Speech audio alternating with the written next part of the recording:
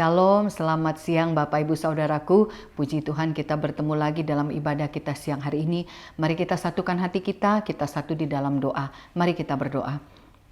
Bapa di dalam surga, Bapa di dalam nama Tuhan Yesus, terima kasih Tuhan.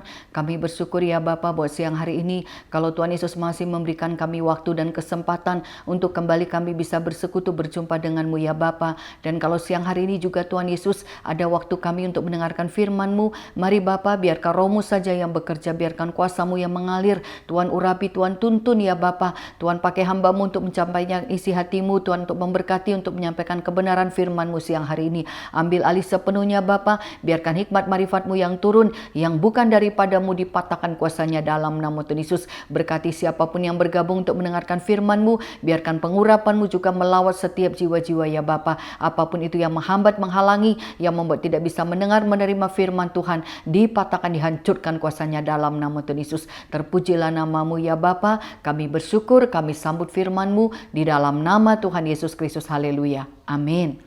Ya puji nama Tuhan, sekali lagi salam semuanya. Ya puji Tuhan ya kalau siang hari ini kita masih bisa bertemu lagi dalam ibadah kita siang hari ini saudaraku. Ya saya percaya ya kalau kita masih diberikan waktu dan kesempatan untuk kita bisa beribadah, mendengarkan firman Tuhan, berarti Tuhan masih mau terus mendidik kita, mengajari kita, menuntun kita. Berarti kesempatan untuk menjadi yang lebih baik itu masih ada saudaraku. Ya saya percaya setiap di dalam Tuhan itu sebenarnya setiap detik, setiap waktu Tuhan itu berharga. Kalau kita memperhatikan, kalau kita juga mau mempergunakan waktu-waktu itu, sebenarnya tidak ada yang sia-sia di dalam Tuhan. Karena Tuhan sendiri yang memberikan waktu, memberikan kesempatan, dan Tuhan sendiri yang mengajar, mendidik, bahkan mempersiapkan. Jadi buat setiap orang juga yang mau benar-benar mengerti, yang mau benar-benar belajar, saya rasa Tuhan tidak akan membiarkan ya. Pasti Tuhan akan menuntun saudaraku ya. Itu yang saya rasakan gitu. Jadi ya memang kalau kita menghadapi saat-saat ini, masa-masa ini saudaraku ya, begitu banyak keadaan, begitu banyak mungkin kesulitan, tetapi di sisi yang lain juga gitu ya, ya begitu banyak perubahan juga di dalam pelayanan, di dalam ibadah. Ya kalau dulu mungkin ibadah lebih banyak kita di gereja gitu, kalau sekarang juga online gitu ya, ya banyak sekali perubahan-perubahan saudaraku. Dan menurut saya juga kalau sekarang ini juga ibadah memang tidak dibatasi hanya dengan onsite, bisa online. Jadi orang juga sudah istilahnya tidak seperti dulu lagi ya, mungkin ya mau ke gereja nggak ke gereja ya bisa pilih gitu ya, bahkan mungkin firman-firman pun dia bisa pilih siapa yang mau didengarkan, semua bisa pilih gitu ya. Tapi kembali lagi saudaraku ya, kita tidak bisa menghakimi, kita tidak bisa menilai secara jasmani, kita tidak tahu saudaraku ya, ya karena kadang-kadang apa yang mungkin kita pikirkan baik, apa yang kita pikirkan hebat, apa yang kita pikirkan luar biasa, bahkan mungkin yang kita pikirkan wah, ya itu semuanya belum tentu gitu ya. Karena kembali lagi di dalamnya itu seperti apa gitu ya. Apakah benar di dalamnya itu adalah Tuhan, apakah benar Yesus gitu ya. Karena kalau dari firman hari ini kita akan sama-sama belajar gitu ya, bahwa Tuhan menginginkan kita itu menjadi segambar serupa Allah, menjadi seperti Tuhan saudaraku ya. Bukan Tuhan yang dilihat bukan hanya sekedar kuasanya, kekuatannya saudaraku, tetapi keberadaan Tuhan itu sendiri. Benar nggak sih Tuhan itu ada di dalam? Benar nggak sih Tuhan itu ada di dalam hidup kita? Itu sebenarnya saudaraku yang perlu benar-benar kita renungkan dan perlu benar-benar kita kerjakan, kita cari sampai benar-benar Tuhan itu ada dan tinggal dan berkuasa atas hidup kita gitu ya. Ya puji Tuhan ya kalau kita masih bisa mendengarkan firman Tuhan. Siang hari ini kita mau sama-sama belajar saudaraku ya. Firman Tuhan hari ini diambil dari Filipi 2 ayat 1 sampai 11. Ya saudaraku ya, Filipi 2 ayat 1 sampai 11, judul perikopnya itu nasihat supaya bersatu dan merendahkan diri seperti Kristus. Ya, dari firman ini kita mau sama-sama belajar saudaraku ya. Kalau Tuhan menggambarkan bahwa manusia itu diciptakan segambar serupa seperti Allah, ya berarti memang Tuhan mau menciptakan bahwa kalau dikatakan segambar serupa, bahwa bentuk lahiriahnya itu ya sebenarnya manusia itu diciptakan segambar gitu. Jadi apa yang dikerjakan manusia itu sebenarnya itulah yang sudah dikerjakan Tuhan gitu ya, sehingga ketika kita juga bisa mengerti, ketika kita juga mau belajar, sebenarnya kalau kita mau mengenal Tuhan, saudaraku, mengenali pekerjaan Tuhan, mengenal keberadaan Tuhan, ya sebenarnya dengan kita juga memperhatikan hidup kita, mengenali diri kita gitu ya, karena Tuhan itu menciptakan segambar serupa. Jadi kalau dikatakan melihat, mendengar, mengerjakan, ya sebenarnya kita bisa melakukan semuanya itu karena tuntunan Tuhan, dan seperti itulah Tuhan mengerjakannya di dalam hidup kita, saudaraku ya. Jadi kalau dikatakan nasihat supaya bersatu dan merendahkan diri seperti Kristus, ya berarti dari firman ini yang saya tangkap gitu ya, bagaimana kita bisa menjadi segambar serupa seperti Allah, saudaraku. Jadi firman hari ini judulnya Yesus itu harus lahir gitu ya. Yesus itu harus lahir. Yesus itu harus ada di dalam diri kita gitu ya. Karena Yesus itulah juru selamat, Yesus itulah kehidupan.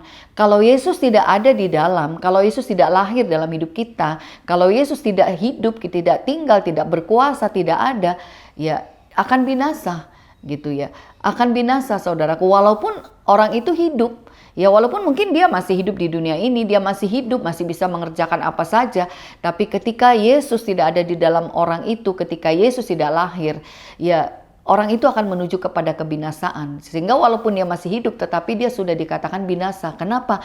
Tidak ada kehidupan, tidak ada keselamatan. Kehidupan dan keselamatan hanya ada di dalam Yesus. Sehingga ketika orang yang mau mengalami kehidupan, mau mengalami keselamatan, memang dia harus menerima Yesus.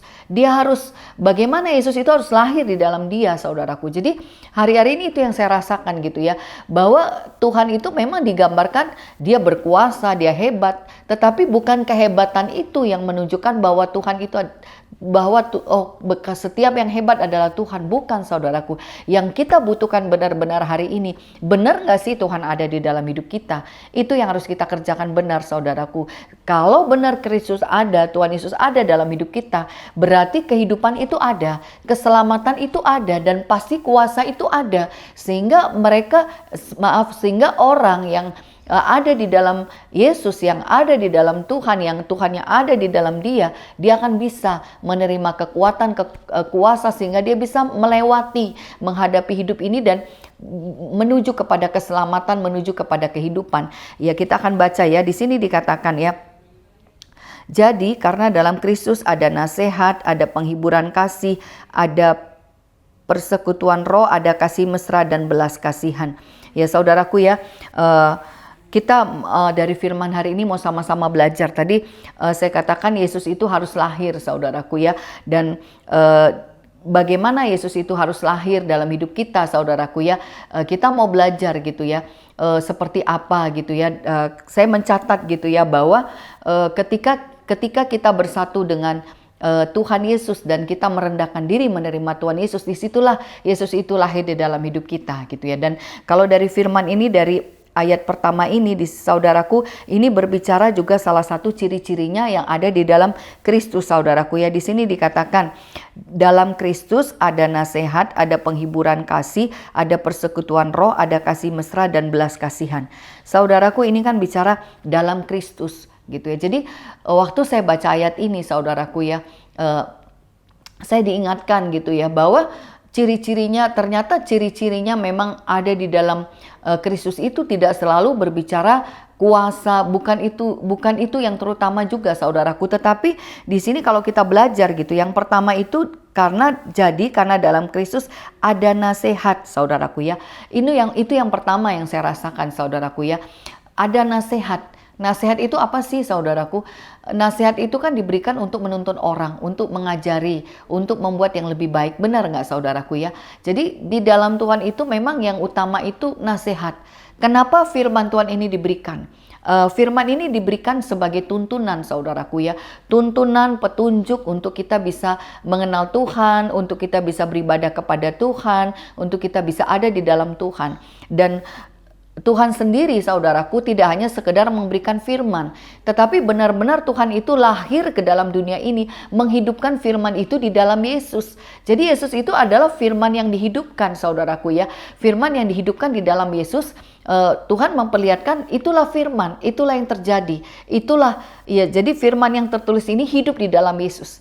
Yesus adalah gambaran bagaimana manusianya Tuhan, manusianya Allah hidup dan apa yang dia kerjakan saudaraku. Dan itulah firman gitu ya. Dan kenapa kenapa Tuhan berfirman, kenapa Tuhan menyatakan firman Tuhan dan sampai hidup? Ya karena memang manusia butuh nasihat gitu ya. Manusia itu butuh petunjuk, manusia itu butuh tuntunan. Kalau kita tidak ada nasihat, tidak ada petunjuk, tidak ada tuntunan saudaraku, kita tidak akan sampai. Dan itulah yang saya rasakan ya di dalam Tuhan ini. Kenapa saya juga menjadi lebih baik? Ya karena ada nasihat ini saudaraku. Jadi ketika kita mengikuti Tuhan saudaraku, kita harus tahu bahwa hidup kita itu tidak akan dibiarkan sama Tuhan. Hidup kita itu akan dituntun dan Tuhan akan terus menasehati. Berarti ciri-ciri di dalam Tuhan itu ada nasihat. Dan ciri-ciri orang yang hidup di dalam Tuhan berarti dia juga bisa terima nasihat.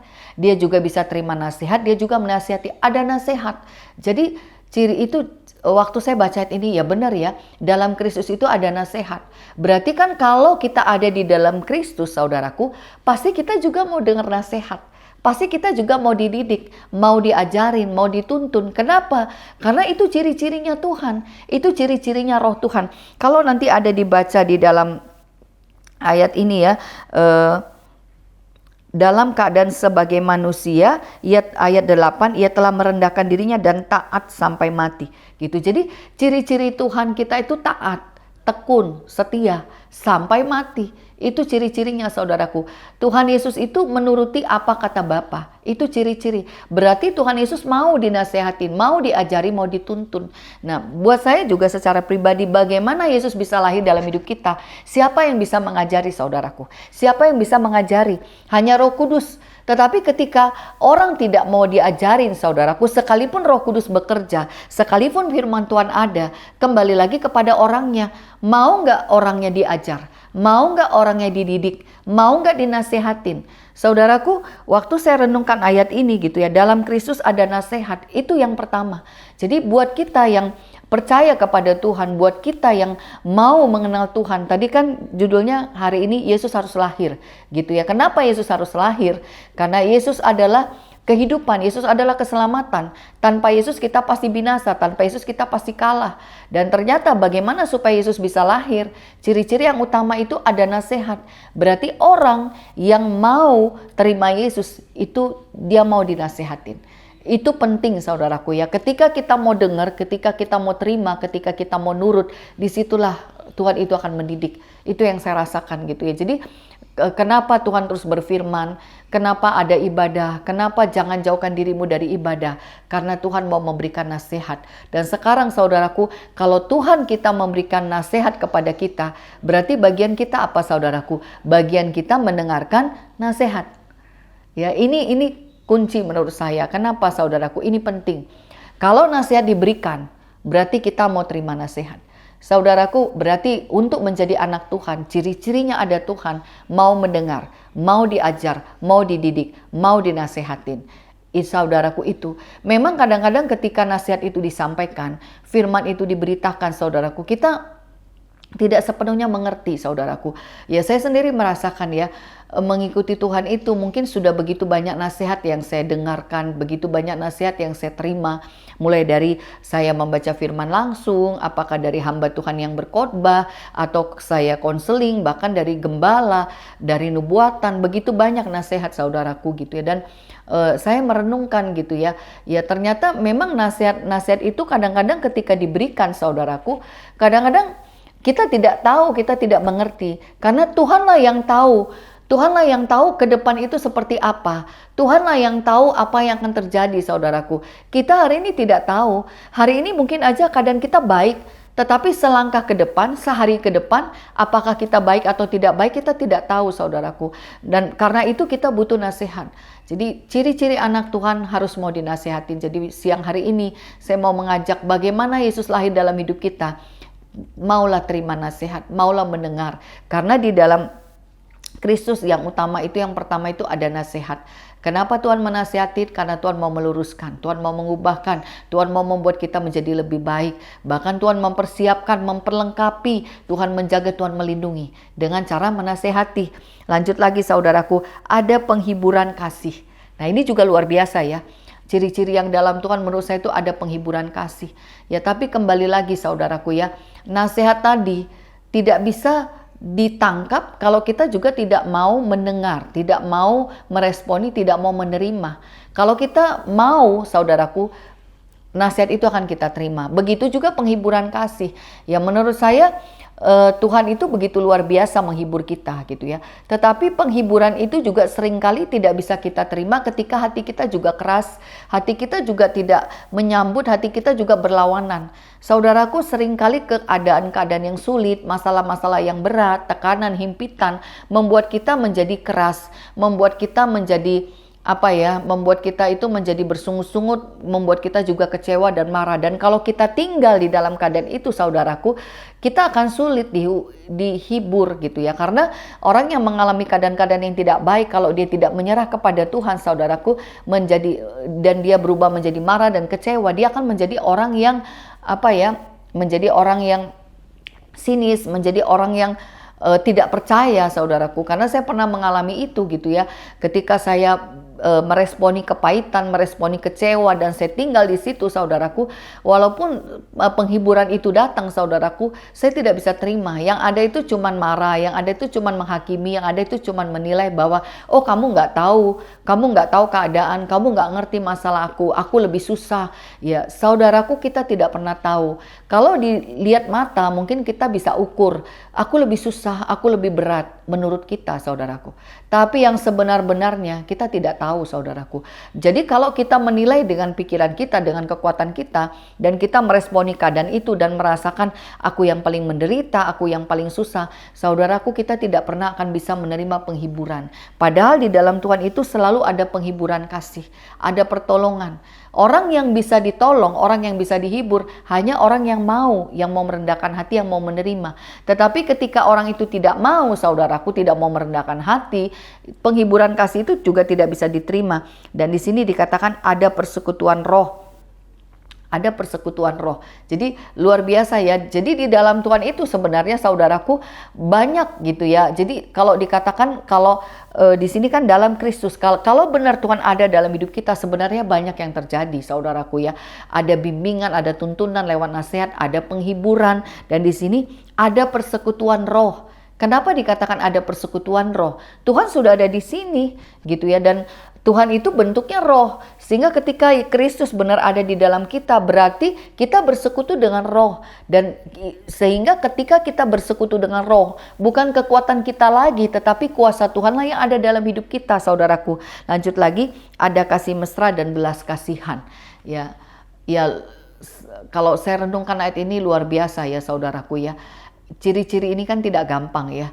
Bagaimana nasihat itu tetap ada, bagaimana penghiburan itu ada, bagaimana kasih itu ada, dan bagaimana belas kasihan itu ada.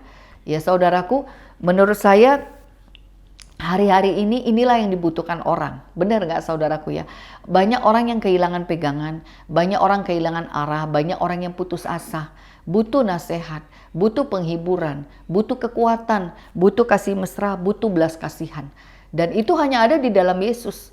Kalau tidak di dalam Yesus, saudaraku, itu kita tidak bisa terima. Nah, jadi buat kita yang sudah percaya kepada Tuhan, saudaraku, inilah ciri-cirinya gitu ya. Jadi kalau kita katakan, oh, aku ada di dalam Tuhan, aku ada bersama dengan Tuhan, tapi kita nggak mau dinasehatin, kita nggak mau dididik, itu sebenarnya perlu dipertanyakan gitu ya. Ketika juga katakan aku percaya Tuhan, tetapi bawaannya marah terus, negatif terus, emosi terus, kecewa terus, sedih terus, saudaraku, itu juga bisa dikatakan belum ada di dalam Tuhan. Tidak percaya diri, bersungut-sungut, itu juga dikatakan tidak di dalam Tuhan. Karena kalau dia ada di dalam Tuhan, saudaraku, ini yang akan terjadi, ini yang akan muncul, saudaraku, dan ini akan keluar dalam hidup kita. Makanya kan di sini dikatakan, karena itu sempurnakanlah sukacitaku dengan ini, hendaklah kamu sehati sepikir dalam satu kasih, satu jiwa, satu tujuan, dengan tidak mencari kepentingan diri sendiri, dengan tidak mencari kepentingan sendiri atau puji-pujian yang sia-sia, sebaliknya dengan rendah hati yang seorang menganggap yang lain lebih utama daripada dirinya sendiri. Nah, saudaraku, Tadi kan di area ayat yang 1, ciri-cirinya ada Tuhan, ada nasihat, ada persekutuan roh, ada penghiburan kasih, ada kasih mesra dan belas kasihan. Ini ciri-cirinya saudaraku ya.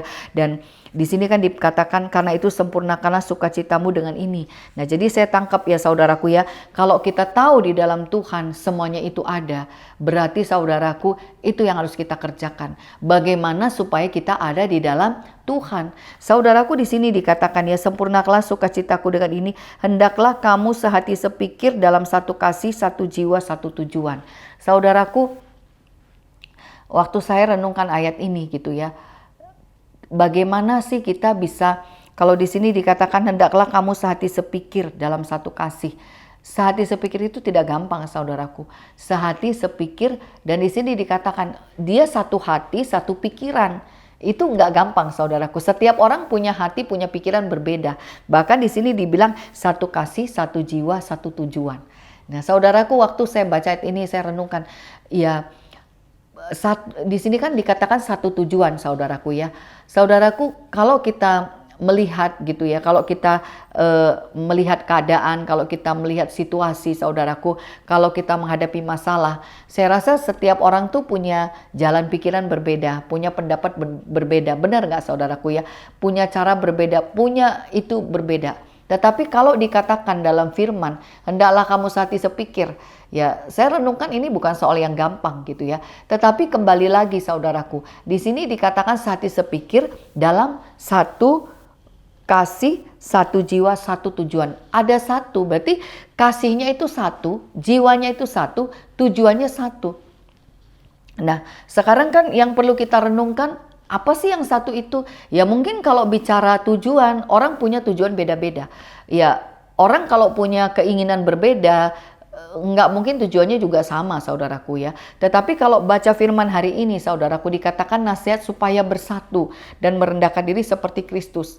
Saudaraku, dari firman ini saya bisa tangkap gitu ya, bagaimana supaya kita bisa bersatu. Sebenarnya memang tujuannya harus satu. Dan tujuannya itu apa? Saudaraku, tujuan kita adalah Tuhan Yesus, adalah Yesus sendiri untuk mengenal Tuhan. Ketika tujuannya satu, untuk percaya kepada Tuhan, untuk mengenal Tuhan, disitulah kita bisa bersatu. Ya, dalam satu gereja, dalam satu pelayanan saudaraku, kenapa masih ada perpecahan? Karena motivasinya berbeda, pikirannya berbeda, kemauannya, hatinya masih berbeda. Tidak murni ke Tuhan. Kalau murni ke Tuhan saudaraku, saya sudah belajar, walaupun mungkin di awalnya jatuh bangun ya, untuk membuat sepakat, membuat satu sepikir itu nggak gampang.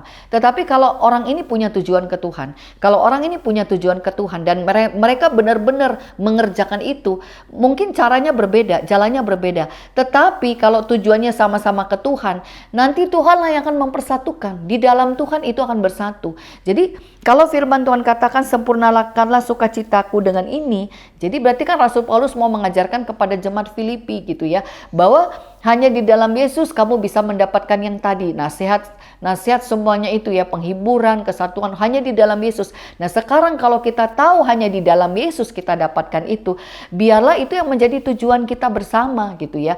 Ya memang kita tidak bisa paksa orang saudaraku ya, kita tidak bisa paksa orang saudaraku, tetapi bagaimana supaya itu bisa terjadi, minimal mulai dari diri kita sendiri. Saya rasakan begitu ya, saya nggak bisa mengubah, saya nggak bisa ngomong, saya nggak bisa berbuat apa-apa saudaraku, seringkali nggak bisa. Tetapi kalau kita percaya bahwa keselamatan di dalam Yesus, bahwa kehidupan di dalam Yesus, dan itulah tujuan hidup kita kerjakanlah buat diri kita sendiri gitu ya, bahwa Tuhan, aku mau mengenal Tuhan, aku mau bertobat, aku mau sungguh-sungguh. Saudaraku, itu yang kita kerjakan lebih dulu gitu ya. Kita tidak bisa mengubah orang saudaraku, kita tidak bisa mengubah keadaan, kita nggak bisa saudaraku. Siapapun itu, bahkan anak sekalipun tidak bisa. Tetapi kalau kita mau keadaan itu berubah, kita harus masuk di dalam Tuhan, kita harus tinggal di dalam Tuhan. Karena hanya di dalam Tuhan aja kuasa Tuhan itu bekerja, roh itu bekerja. Dan saya percaya kalau kita punya kerinduan Tuhan, Aku rindu anakku bertobat, aku rindu suamiku bertobat. Itulah kerinduan kita, itulah pergumulan kita, itulah yang harus kita kerjakan. Tujuan kita satu, Tuhan, aku rindu mengenal Tuhan. Kalau kita fokus ke situ, saudaraku, saya percaya kuasa Tuhan yang akan bekerja. Dan di sini kan dikatakan sempurnakanlah sukacitaku dengan ini, gitu ya. Jadi yang membuat sempurna itu memang hanya kesehatian, hanya kesepakatan, hanya kesatuan. Ketika bisa bersatu, disitulah sempurna. Kenapa? Ada ketika firman Tuhan katakan 2-3 orang bersekutu di dalam nama Tuhan, Tuhan hadir. Sehingga ketika mereka bisa bersatu, disitulah sukacita itu sempurna. Ketika orang bisa sepakat, ketika orang bisa satu sepikir, ketika orang bisa satu tujuan, ketika orang bisa sejalan bersama-sama, sebenarnya disitulah sukacita itu ada. Kenapa? Karena ada Tuhan. Tuhan yang sudah mempersatukan. Bukan kekuatan orang itu lagi, tetapi kuasa Tuhan. Jadi kalau dari firman ini, saudaraku ya, kalau kita punya kerinduan, saudaraku, untuk kita bisa sepakat, untuk kita bisa satu sepikir, satu yang harus kita kerjakan dalam hidup kita, tujuan kita kepada Yesus. Murnikan hidup kita, murnikan motivasi kita, saudaraku ya. Karena kadang-kadang, saudaraku, orang ke Tuhan tidak selalu motivasinya murni. Bisa aja rajin berdoa, ya, tetapi motivasinya supaya sukses, supaya ini. Masih seperti itu, saudaraku. Kalau tujuannya masih begitu, masih supaya sukses, supaya berhasil, belum tentu bisa sejalan. Tetapi kalau tujuannya satu, aku mau mengenal Tuhan, aku mau kepada Tuhan, aku mau bersama dengan Tuhan. Itulah, saudaraku, yang membuat kita juga bisa bersatu dengan orang lain. Nah, di sini lanjut, saudaraku ya. Hendaklah kamu satu sepikir dalam satu kasih, satu jiwa, satu tujuan, dengan tidak mencari kepentingan sendiri atau puji-pujian yang sia-sia. Sebaliknya, hendaklah dengan rendah hati, yang seorang menganggap yang lain lebih utama daripada dirinya, dan janganlah tiap-tiap orang hanya memperhatikan kepentingannya sendiri, tetapi kepentingan orang lain juga. Nah, di sini dia, saudaraku ya. Tadi kan di awal kan kita sudah tahu ya bahwa di dalam Yesus itu apa yang kita terima, gitu ya, dan bagaimana supaya kita juga bisa menerima Yesus, saudaraku. Tadi supaya kita punya tujuan satu, gitu ya, bahwa tujuan kita mau datang kepada Tuhan, mengenal Tuhan. Itu untuk ketuhannya. Nah, saudaraku, ini sekarang bagaimana untuk kita juga bisa bersatu dengan orang lain. Tadi kalau di atasnya itu punya satu tujuan untuk bisa bersatu, yang utama itu kita ke Tuhan dulu. Tujuan kita satu, Tuhan Yesus dulu. Nah, ketika kita secara pribadi percaya kepada Tuhan Yesus, itulah yang membuat kita bisa menerima Tuhan Yesus. Dan ketika Yesus ada di dalam kita, itulah yang membuat kita juga bisa mempersatukan orang lain. Ini secara rohaninya, saudaraku. Nah, kalau di sini yang ketiganya gini, saudaraku ya, bagaimana supaya kita juga bisa bersatu dengan orang lain, saudaraku, bisa bersatu. Yang tadi yang utama, kita harus terima Tuhan dulu, terima kuasa Tuhan dulu. Dan di sini untuk menerima orang lain, saudaraku, di sini saya tangkap ya, tidak mencari kepentingan sendiri atau puji-pujian yang sia-sia. Sebaliknya, hendaklah dengan rendah hati, yang seorang menganggap yang lain lebih utama daripada dirinya sendiri, dan janganlah tiap-tiap orang hanya memperhatikan kepentingan sendiri, tetapi kepentingan orang lain juga. Nah, saudaraku, di sini saya tangkap gitu ya, ternyata bagaimana supaya kita juga bisa bersatu dengan orang lain, bagaimana supaya juga bisa sepakat. Ya memang, saudaraku ya, supaya kita bisa bersatu, di sini memang kita tidak mencari kepentingan kita lagi, bukan kepentingan diri kita. Justru kalau kita mau mendukung orang, kalau kita mau bersatu dengan orang, kalau kita mau dengan orang, saudaraku, yang harus kita kerjakan memang kita harus merendahkan hati, merendahkan diri, membuka hati untuk belajar menerima orang, belajar mengerti orang, dan belajar untuk mengutamakan orang lain.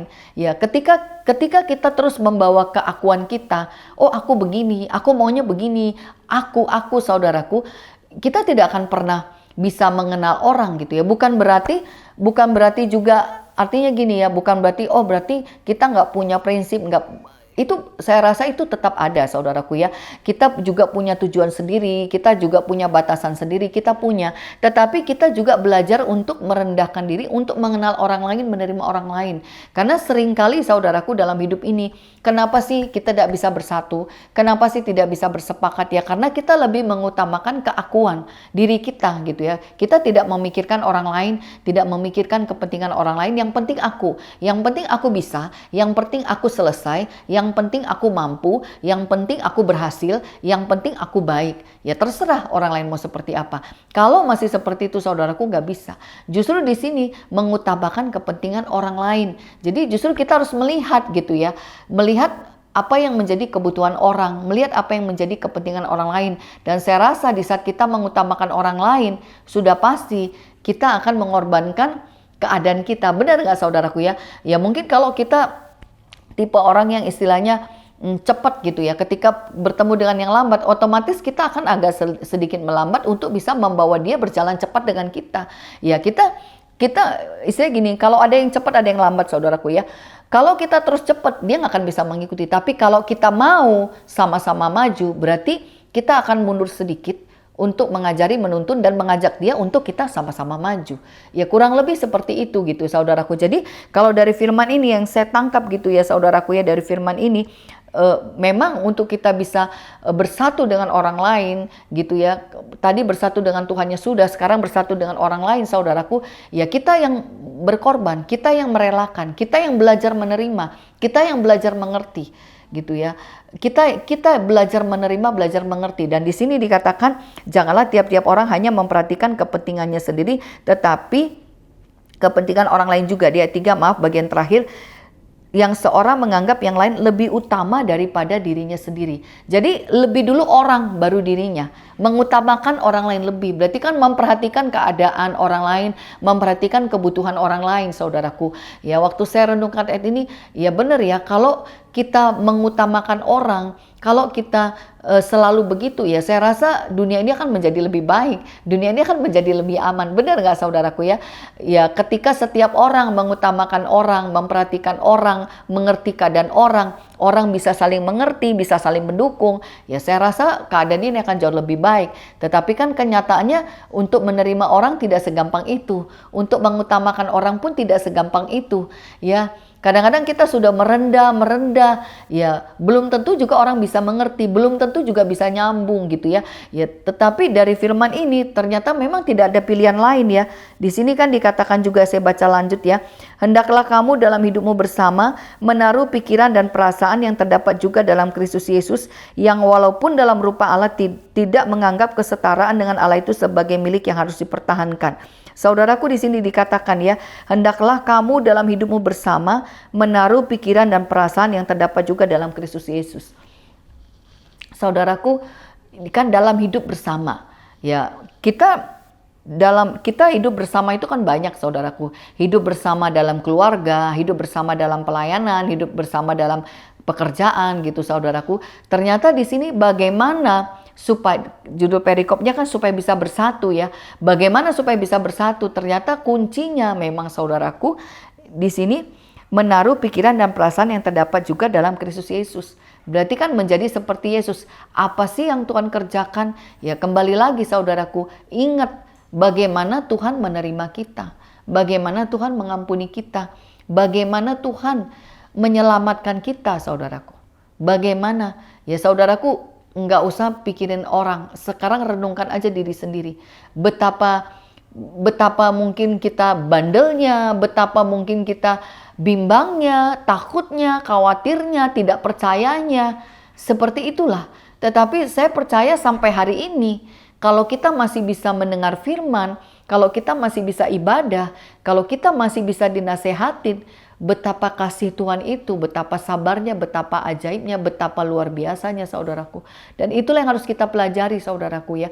Tidak ada jalan lain kecuali kita merendahkan diri, merendahkan hati untuk belajar menerima orang lain. Percaya saudaraku, nanti di ending ayat ini kita akan lihat kenapa harus merendahkan diri saudaraku. Tetapi di sini saudaraku ya, Tuhan sudah menyatakan lebih dulu apa yang Tuhan berikan di dalam. Ketika Tuhan ada dalam hidup kita, luar biasa apa yang Tuhan mau kasih. Ada tuntunan, ada nasihat, ada penghiburan, ada pertolongan. Ya itu luar biasa menurut saya saudaraku. Dan kalau Tuhan juga mengajarkan gitu ya, bagaimana supaya kita bisa sati sepikir, memang harus punya satu tujuan. Dan itu Yesuslah satu-satunya tujuan kita secara rohani. Nah sekarang secara jasmani, apa yang harus kita lakukan supaya kita juga bisa sepakat dengan orang, bisa bersatu saudaraku. Ternyata jalan satu-satunya memang cuma satu, mengutamakan orang lain. mengutamakan kepentingan orang lain. Bahkan di sini kalau dikatakan dalam hidupmu bersama menaruh pikiran perasaan yang terdapat juga dalam Kristus Yesus. Jadi ketika hidup bersama dengan orang lain, kita harus seperti Yesus. Pikiran kita, perasaan kita. Yesus seperti apa? Dari ayat yang 6. Walaupun dalam rupa Allah ya tidak menganggap kesetaraan dengan Allah itu sebagai milik yang harus dipertahankan. Allah kita itu kudus. Allah kita itu mulia. Allah kita itu semua yang baik, saudaraku ya. Itu yang dia miliki. Tetapi untuk dia bisa menyelamatkan manusia, dia harus turun. Ya, firman itu harus hidup, harus terjadi, dia harus turun menjadi manusia, menjadi yang hina, menjadi yang lemah, ya, supaya apa? Supaya bisa menyelamatkan. Dan di sini dikatakan tidak menganggap kesetara dengan Allah itu sebagai milik yang harus dipertahankan, ya. Apa yang dia miliki, dia lepas, saudaraku, dia lepaskan itu, saudaraku ya. Dia lepaskan itu, dia relakan itu. Dia tidak pertahankan itu. Supaya apa? Supaya dia bisa menyelamatkan kita. Supaya dia bisa menolong kita. Karena kalau Tuhan tidak menjadi manusia, tidak turun, saudaraku, manusia tidak akan bisa menerima keselamatan. Manusia tidak bisa bertobat, tidak bisa hidup baik. Ya, Tuhan harus menjadi korban, Tuhan harus berkorban. Jadi saudaraku renungkan itu gitu ya. Jadi kalau kita tidak bisa menuntut orang, saudaraku, waktu saya baca ini yang benar-benar saya nggak bisa menuntut orang lain. Tidak bisa. Ya kalau Tuhan aja mengajarkan, teladannya itu Yesus.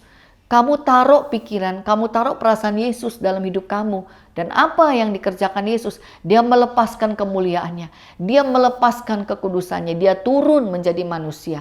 Yang milik yang berharga tidak dipertahankannya, dia lepaskan.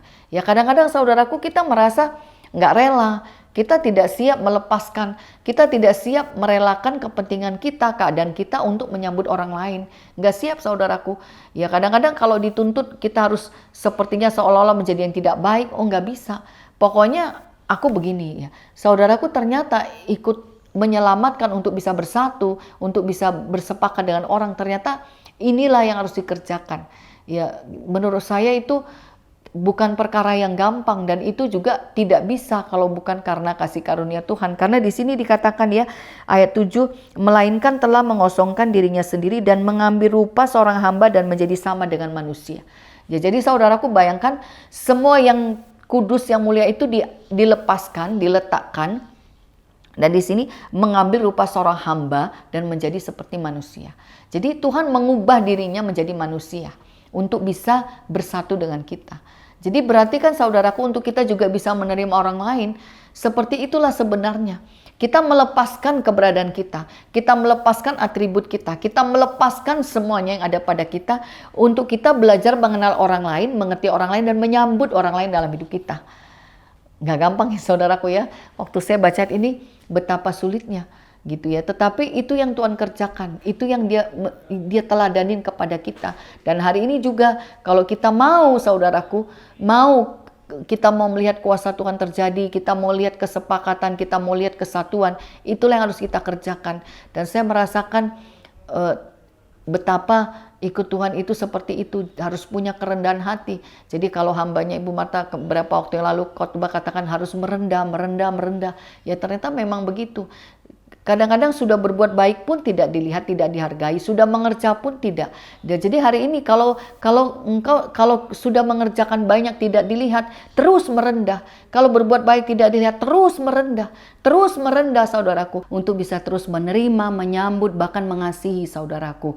Karena hanya dengan cara itulah kita bisa bersatu saudaraku. Seperti bagaimana Tuhan menerima kita saudaraku, bagaimana Tuhan mengerjakannya bagi kita, itulah yang harus kita kerjakan. Di sini kan benar-benar kalau dia 7 ini kan mengambil rupa seorang hamba dan menjadi sama dengan manusia. Jadi mengambil rupa seorang hamba, merendah untuk bisa menjadi sama gitu ya saudaraku. Jadi ya buat kita sendiri ini yang Tuhan inginkan gitu ya. Kalau Tuhan katakan itu yang harus ditaruh dalam hidup kita menjadi teladan, berarti itulah yang harus kita kerjakan. Bahkan di ayat 8 juga ya, dan dalam keadaan sebagai manusia ia telah merendahkan dirinya dan taat sampai mati, bahkan sampai mati di kayu salib. Ya saudaraku, ya luar biasa ya.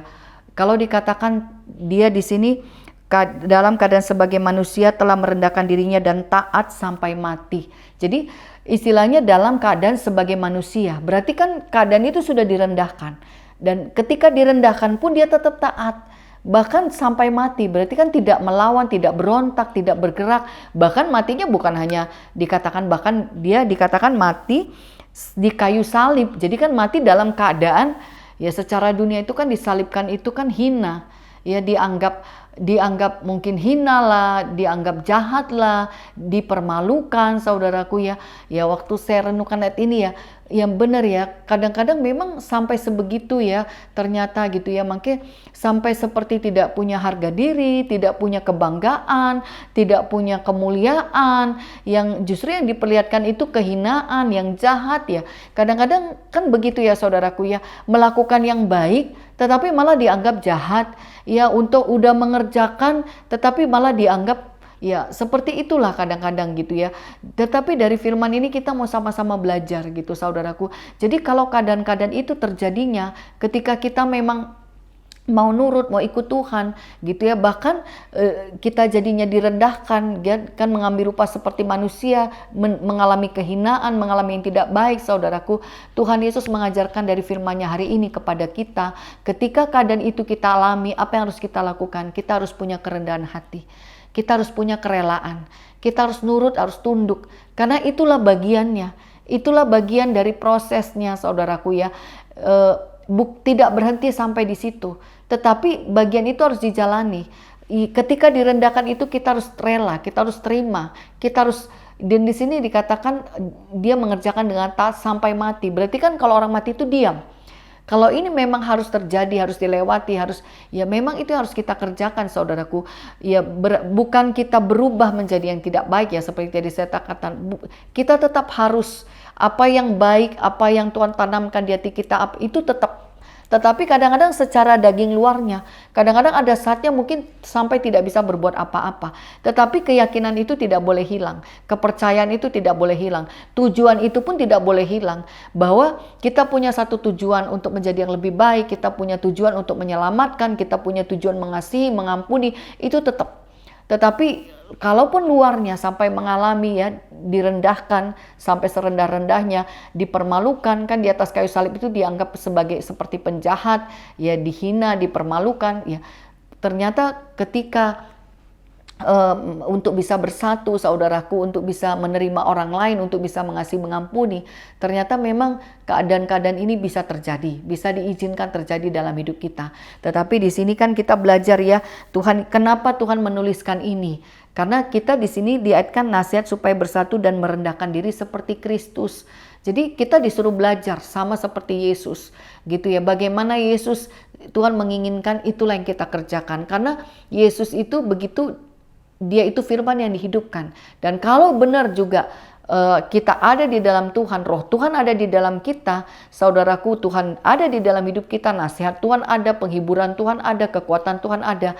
Ya saya percaya firman itu terjadi, dan ketika keadaan-keadaan ini juga kita lewati, kita pasti juga bisa menghadapinya. Sama seperti Tuhan Yesus waktu menghadapi turun ke dalam dunia untuk menjadi korban, untuk dia menebus manusia. Dan ketika kita saat ini mengalami itu pun bisa terjadi, dan ketika itu terjadi memang bagian kita harus bersekutu dengan Tuhan supaya roh itu memberikan kita kekuatan. Dan di sini kita baca ya di ayat 9, itulah sebabnya Allah sangat meninggikan dia dan mengaruniakan kepadanya nama di atas segala nama. Saudaraku lihat, kapan Allah sangat meninggikan dia? Justru ketika dia rela mau mati, ketika rela mau dihinakan, ketika dia mati. Saudaraku lihat, itu tidak membawa kepada kebinasaan. Ya kalau itu seizin Tuhan, keadaan-keadaan itu seizin Tuhan, kalau itu kehendak Tuhan, kalau itu jalan Tuhan, pekerjaan Tuhan, tidak akan binasa, tidak akan hancur.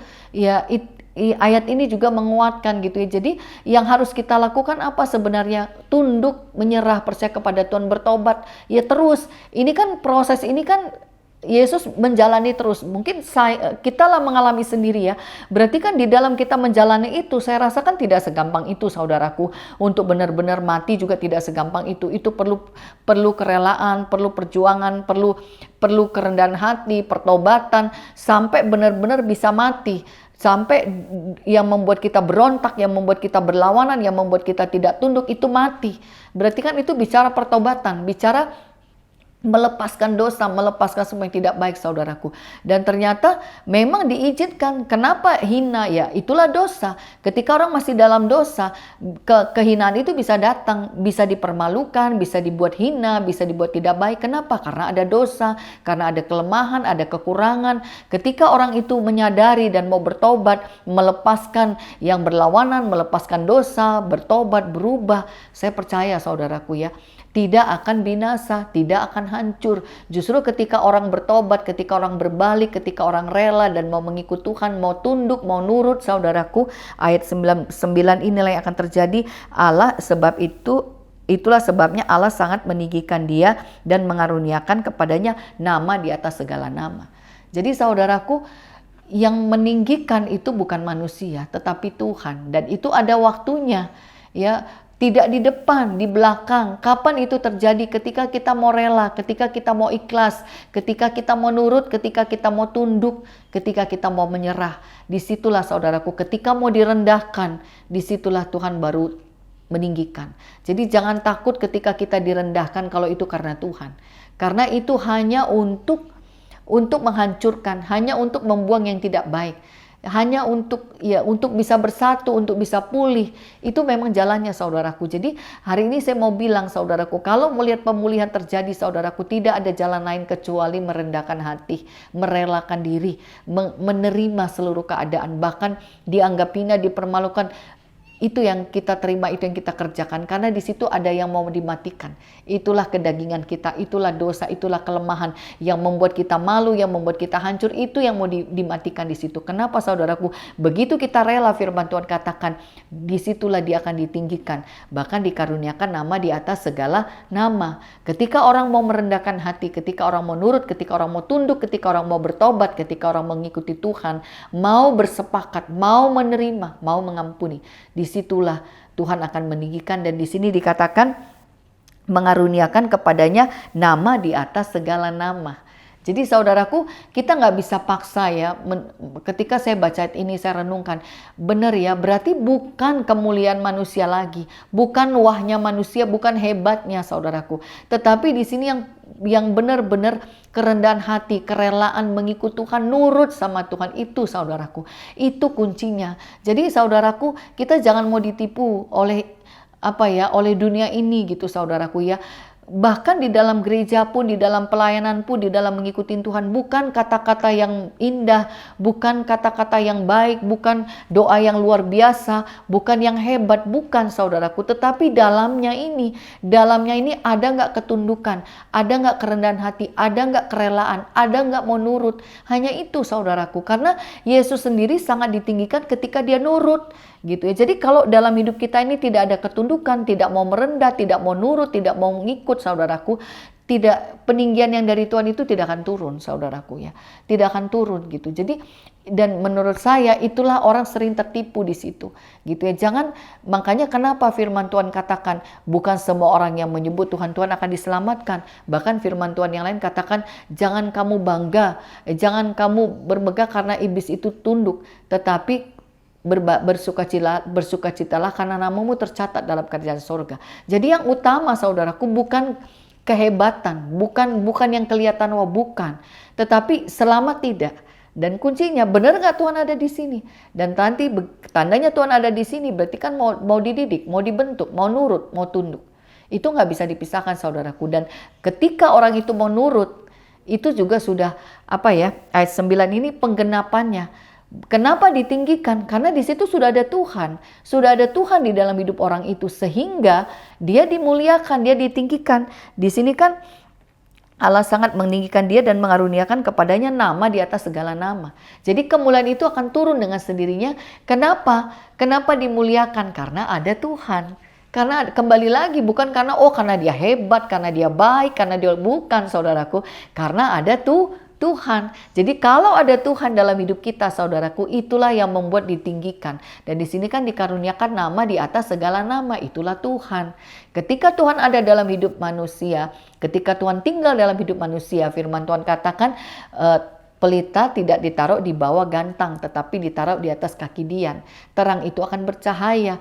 Jadi itu yang nggak bisa dibikin-bikin, saudaraku. Nggak bisa dibikin-bikin. Nah, yang ketika saya dapat firman ini, saya pikir ya, ini memang ya apa ya, ketika orang mau belajar, ketika orang mau mengerti, disitulah dia akan mendapatkan itu. Dan menurut saya, ya bagaimana kalau kuasa itu akan terjadi, itu sudah pasti akan terjadi karena Tuhan ada dalam hidup orang itu sendiri. Dan yang paling utama, saudaraku, keselamatan itu terjadi, kehidupan itu terjadi, sudah ada Tuhan. Dan di sini lanjut ya, ayat 10, supaya dalam nama Yesus bertekuk lutut segala yang ada di langit dan yang ada di atas bumi dan yang ada di bawah bumi, dan segala lidah mengaku Yesus Kristus adalah Tuhan bagi kemuliaan Allah Bapa. Saudaraku, perhatikan ayat 10 ini ya. Dalam nama Yesus bertekuk lutut segala yang ada di langit dan yang ada di atas bumi dan yang ada di bawah bumi. Saudaraku, segala kuasa tunduk kepada nama Tuhan Yesus. Jadi kalau kita mau menundukkan orang lain, mau mengubah keadaan seperti tadi saya bilang, kita nggak bisa ubah itu. Hanya kuasa Tuhan. Makanya kenapa memang bagiannya kita tuh rela, tunduk, nurut, ya supaya Tuhan masuk dalam hidup kita, supaya Tuhan ada dalam hidup kita. Kalau tujuan kita murni hanya untuk mengenal Tuhan, bersekutu dengan Tuhan, bersama-sama dengan Tuhan, ya saya percaya saudaraku, Tuhan akan tinggal dalam hidup kita. Dan kalau kita juga mau menyambut orang lain, mau merendahkan hati, merelakan menerima orang lain, saudaraku, saya percaya itu membuat kita juga bisa bersatu dengan orang lain. Dan itu juga tandanya berarti ada Tuhan dalam hidup kita. Kenapa? Menundukkan diri, saudaraku. Dan di sini kan segala kuasa tunduk kepada nama Tuhan Yesus. Ajaib ya saudaraku ya. Jadi kalau mau lihat kemenangan, mau lihat keselamatan, mau lihat pertobatan, mau lihat perubahan, saudaraku, itu yang harus kita kerjakan. Cuman satu aja, bagaimana Tuhan Yesus lahir dalam hidup kita, bagaimana Tuhan Yesus ada dalam hidup kita. Dan itu hanya bisa kita kerjakan dengan kita merendahkan hati, nurut, tunduk, dengan kita juga mau rela menerima orang lain, mengasihi orang lain. Itu aja saudaraku, tidak ada yang lain saudaraku ya. Dan yang terakhir di sini, segala lidah mengaku Yesus Kristus adalah Tuhan bagi kemuliaan Allah Bapa. Ya saudaraku, benar kan? Kalau tadi tujuannya sama-sama ke Yesus, kita nggak bisa menuntut orang. Nggak bisa saudaraku, tetapi ketika kita sendiri bertobat, ketika kita sendiri tinggal di dalam Tuhan dan kuasa Tuhan ada dalam hidup kita, firman Tuhan katakan segala lidah mengaku. Akhirnya biarlah kuasa itu yang bekerja dan membuat orang bisa melihat kemuliaan Tuhan, sehingga akhirnya orang mengaku bahwa Yesus Kristus adalah Tuhan. Dan ketika orang mengaku, saudaraku, kita akhirnya bisa sepakat. Ya, jadi ini dia firman hari ini ya saudaraku ya. Kalau dikatakan nasihat supaya bersatu dan merendahkan diri seperti Kristus, saudaraku, ini yang kita butuhkan hari-hari ini saudaraku ya. Bagaimana kita menang atas masalah, bagaimana kita menghadapi dunia, menghadapi keadaan, menghadapi pergumulan, menghadapi masalah, bahkan bagaimana kita menghadapi orang lain, bagaimana supaya kita bisa bersatu, bisa bersekutu, bagaimana keluarga bisa pulih, suami istri bisa bersatu. Saudaraku, tidak ada jalan lain kecuali kita merendahkan diri seperti Kristus. Firman Tuhan tadi katakan menaruh pikiran dan perasaan yang terdapat juga dalam Kristus Yesus.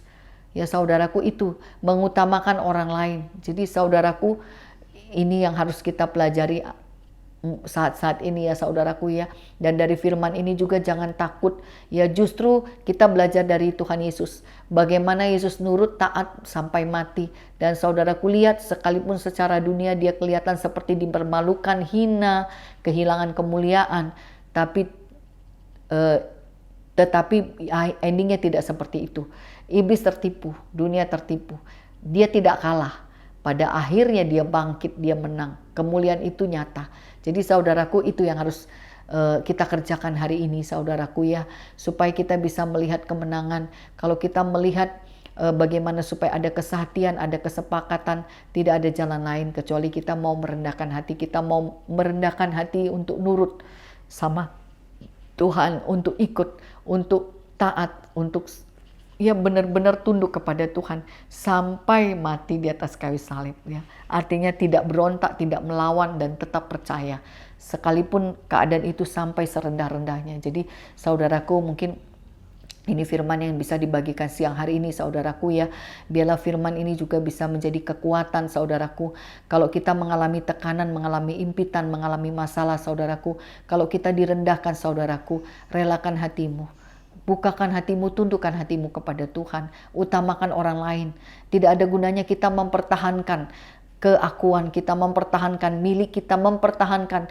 Kalau seizin Tuhan saudaraku, tidak ada yang bisa hilang. Tetapi kalau seizin juga Tuhan itu hilang, itu sementara memang tidak bisa mungkin diambil saudaraku. Kita nggak bisa berbuat apa-apa. Justru dengan kita merelakan hidup kita, justru dengan kita tunduk, dengan kita nurut, disitulah saudaraku kuasa Tuhan itu akan bekerja. Dan janji Tuhan buat orang yang mengikut Tuhan, tunduk, nurut saudaraku, diberikan nama di atas segala nama, dan Tuhan akan meninggikan dia. Dan bahkan yang terakhir, semua lidah mengaku Yesus adalah Tuhan. Ya, puji nama Tuhan. Biar firman ini menjadi kekuatan bagi kita semuanya. Jangan takut untuk mengikut Tuhan, jangan takut untuk merendahkan diri, jangan takut untuk merelakan hidup tidak binasa, justru akan ditinggikan. Sama seperti Yesus. Bagaimana Yesus mati buat kita, tetapi Yesus bangkit kembali untuk menyatakan kemenangan, itu juga akan terjadi kepada kita ketika kita mau mengikuti Tuhan, mau nurut, mau tunduk. Biarlah firman ini menjadi berkat bagi kita siang hari ini, dan saya berharap kita terus membuka hati, terus merelakan diri. Sekalipun tekanan, himpitan banyak, saudaraku, dengan kita nurut, dengan kita tunduk, justru ada kekuatan yang Tuhan berikan untuk kita bisa bertahan, bahkan untuk kita bisa bangkit, untuk kita bisa mengalahkan semuanya. Dan kemenangan yang dari Tuhan dinyatakan karena kuasa Tuhan ada dalam hidup kita, kemuliaan Tuhan ada dalam hidup kita. Puji Tuhan, biar firman ini menjadi berkat bagi kita semuanya. Mari kita mau satu di dalam doa, mari kita berdoa.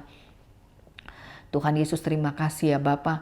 Hamba bersyukur kepadamu buat siang hari ini. Tuhan, biarlah kami mau terus belajar ya Bapa. Biarlah kami mau terus belajar Tuhan Yesus. Kalau firman Tuhan katakan di dalam Tuhan ada nasihat, ada didikan.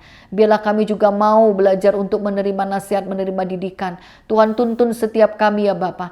Kalau Yesus harus lahir dalam hidup kami ya Bapa. Karena Yesuslah juru selamat, Yesuslah keselamatan, Yesuslah kehidupan. Di luar Yesus tidak ada keselamatan, tidak ada jaminan. Di luar Yesus semuanya sia-sia. Tuhan tolong setiap kami lebih lagi ya Bapa, supaya benar-benar kami bisa menerima Tuhan Yesus, kami bisa bersatu dengan Tuhan Yesus. Tuhan tolong semuanya ya Bapa. Tuhan ambil alih seluruh keberadaan anak-anak-Mu Tuhan Yesus. Hamba mau menyerahkan semuanya ke dalam tangan kuasa-Mu. Siang hari ini juga hamba mau berdoa, hamba mengangkat tangan, hamba berdoa buat setiap anak-anak-Mu Tuhan Yesus. Apapun yang dihadapi, setiap beban, setiap masalah, setiap pergumulan, Tuhan tolong. Tuhan buka jalan, Tuhan campur tangan, genapi firman-Mu hari ini. Tuhan Yesus tolong ya Bapa, kalau setiap orang yang percaya kepadamu mau meresponi dengan mau nurut, dengan mau tunduk, dengan mau rela, sekalipun direndahkan, sekalipun tidak dianggap, sekalipun dihinakan, sekalipun dipermalukan ya Bapa, tetapi firman-Mu dinyatakan buat setiap orang yang percaya, yang mau tunduk, yang mau nurut kepada Tuhan, yang mau rela. Firman-Mu menyatakan Tuhan Yesus, Engkau akan meninggikan, Engkau akan membangkitkan Bapa. Tuhan tuntun juga ya Bapa untuk punya kerendahan hati, untuk bisa menerima orang lain, untuk bisa mengutamakan orang lain ya Bapa. Tuhan punya janji hari ini Tuhan Yesus, ketika kami mengutamakan orang lain, ketika kami tidak memikirkan kepentingan kami sendiri Bapa, justru disitulah kuasa Tuhan juga akan bekerja. Tuhan tolong lebih lagi ya Bapa, ampuni yang tidak baik, ampuni yang tidak berkenan di hadapan-Mu. Apapun itu landasannya, pijakannya yang membuat emosi, yang membuat marah, yang membuat tidak rela, yang membuat tidak bisa tunduk kepada Tuhan Yesus, yang membuat tidak bisa mengutamakan orang lain, yang membuat tidak bisa merendahkan hati, diikat, dipatahkan, dihancurkan kuasanya dalam nama Tuhan Yesus. Terpujilah nama-Mu ya Bapa. Berkati yang menerima firman-Mu siang hari ini, berkati yang mau tunduk, yang mau nurut, yang mau rela kepadamu ya Bapa. Terima kasih Tuhan, Kau memberkati setiap anak-anak-Mu yang sudah beribadah kepadamu. Biarlah Tuhan campur tangan dalam kehidupan mereka, buat berhasil berkemenangan. Semua yang mau menghambat, semua yang mau menggagalkan, dipatahkan, dihancurkan kuasanya di dalam nama Tuhan Yesus. Terpujilah nama-Mu ya Bapa. Yang sudah beribadah dengan sukacita juga Tuhan berkati. Bahkan yang sudah memberikan apapun yang dibawa ke hadapan-Mu lewat ibadah, lewat persembahan. Biarlah Tuhan berkati, Tuhan kuduskan untuk dapat dipakai mempermuliakan nama Tuhan. Terpujilah nama-Mu ya Bapa. Kami mau mengucap syukur. Kami mau tutup ibadah kami siang hari ini atas nama Bapa, Putra, dan Roh Kudus. Di dalam nama Tuhan Yesus Kristus yang sudah mengajarkan kami berdoa. Bapa kami yang di surga, dikuduskanlah nama-Mu. Datanglah kerajaan-Mu, jadilah kehendak-Mu di bumi seperti di surga. Berikanlah kami pada hari ini makanan kami yang secukupnya, dan ampunilah kami akan kesalahan kami seperti kami juga mengampuni orang yang bersalah pada kami, dan janganlah bawa kami dalam pencobaan, tapi lepaskanlah kami daripada yang jahat, karena Engkaulah yang punya kerajaan dan kuasa dan kemuliaan sampai selama-lamanya. Amin. Mari kita angkat tangan kita di hadapan Tuhan. Atas nama Bapa, Putra, dan Roh Kudus, di dalam nama Tuhan Yesus Kristus, terimalah berkat-berkat dari Bapa Surgawi, cinta kasih sayang dari Tuhan Yesus Kristus, dan pertolongan dari Allah Roh Kudus yang akan terus menuntun, menolong, menghibur, menyelamatkan mulai hari ini sampai selama-lamanya. Yang percaya, terimalah dan katakan amin. Puji nama Tuhan, firman Tuhan sudah disampaikan. Biarlah Tuhan memberkati kita semuanya. Tetap kuat, tetap percaya. Shalom.